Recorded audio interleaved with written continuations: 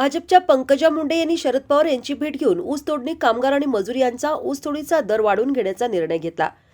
पण तोडणी मजुरांना द्यावा लागणारा ॲडव्हान्स, सध्याचे डिझेल, स्पेअर पार्टचे दरवाढ, ड्रायव्हर यांचा वाढलेला पगार या सर्व गोष्टींचा विचार करता ऊस वाहतूकदारांच्या दरवाढीचा सुद्धा विचार होणे गरजेचे असताना याबाबतीत कुठेही कोणी वाच्यता केलेली नाही. त्यामुळे ऊस वाहतूकदार वंचितच आहेत. तरी ऊस वाहतुकीचे दर वाढवून मिळावे अशी मागणी झालेल्या बैठकीमध्ये करण्यात आली आहे. याबाबत शासनाने साखर संघाने तात्काळ दखल घ्यावी आणि निर्णय करावा, अन्यथा ऊस वाहतूकदारांचे आंदोलन सुरू करू असा निर्णय सांगली येथे झालेल्या बैठकीमध्ये घेण्यात आला. या बैठकीसाठी पैलवान पृथ्वीराज पवार, संदीप राजोबा, संदीप मगदूम, श्रीकृष्ण पाटील, शब्बीर माधवांना, रवींद्र माने, विठ्ठल पाटील, धन्यकुमार पाटील, रोहित पाटील, संदीप पाटील, मनोहर पाटील, अजित राजोबा तसेच ऊस वाहतूकदार शेतकरी उपस्थित होते.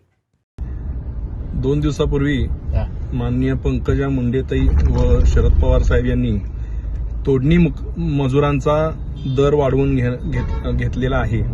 पण यामध्ये जे मूळ वाहतूकदार आहेत ते कायमच वंचित राहिलेले आहेत. शरद पवार साहेबांच्या सत्तेमध्ये गेल्या 15-20 वर्षात 25 वर्षांमध्ये ह्या वाहतूकदारांना कुणीही न्याय दिलेला नाही. त्याचबरोबर हे कारखानदार असतील, बँका असतील, याचे चेअरमन हे कोण ना कोण तर आमदार आणि मंत्रीच राहिलेले आहेत, सत्ताधारीच राहिलेले आहेत. तर ह्या सत्ताधाऱ्यांना कायमच वाहतूकदारांना वंचित ठेवलेलं आहे.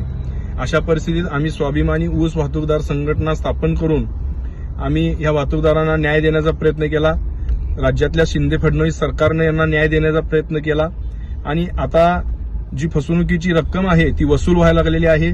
त्याचबरोबर वाहतूकदार एकवटल्यामुळं यावर्षी जे फसवणुकीचे प्रमाण आहे ती किमान 20 ते 25% कमी झालेलं आहे. अशा परिस्थितीत तोडणी वाहतुकीचा दर वाढवून घेत असताना वाहतुकीचा दर मात्र यांनी वाढवलेला नाही.